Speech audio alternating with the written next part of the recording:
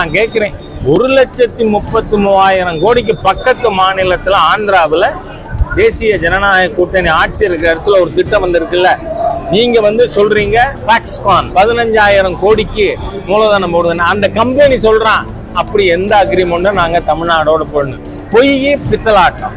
திமுகனா கொள்ளை, கொலை, கற்பழிப்பு, பொய். நான் கேட்கிறேன், எதுக்கு ஆட்சியில் இருக்கீங்க? திமுக ஆட்சியை விட்டுட்டு போயிருங்க. எனிஹவ் உங்களை ஏப்ரல் மே இதில் 26 மக்களை அடித்து விரட்டுவார்கள். ஏனென்றால் எல்லா விதத்திலும் மக்களை ஏமாற்றிய தோற்று போன தீய அரசாங்கம் ஸ்டாலினோட அரசு.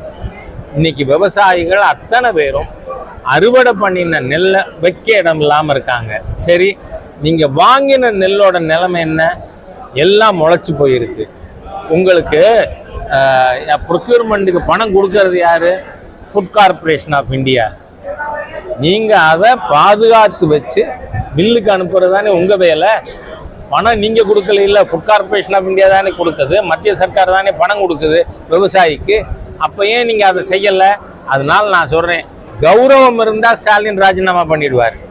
இல்லைனாலும் இந்த ஸ்டாலினோட செயல்படாத மக்கள் விரோத, தமிழர் விரோத அரசை மக்கள் நீக்குவார்கள்.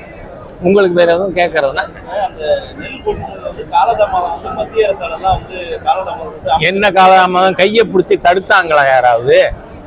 நான் கேட்கிறேன், நீங்க ப்ரொக்யூர் பண்ணி வைக்க இடம் இருக்காங்க, டெம்பரரி குடோன் இருக்கா இந்த அரசாங்கத்திட்ட? ஆள தெரியாதவள் தெருக்கோணல்னு சொன்னாலான்னு சொல்லுவாங்க ஒரு பழமொழி. அந்த மாதிரி ஆட தெரியாத ஒரு அரசாங்கம் இது இருந்துகிட்டு மத்திய அரசாங்கம் உங்களை கையை பிடிச்சி தடுத்துதா? என்ன காரணம்?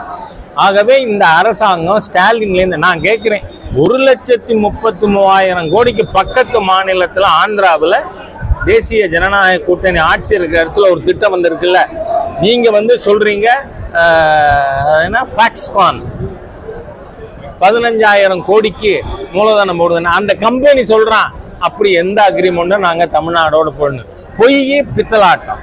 திமுகனா கொள்ளை, கொலை, கற்பழிப்பு, பொய்.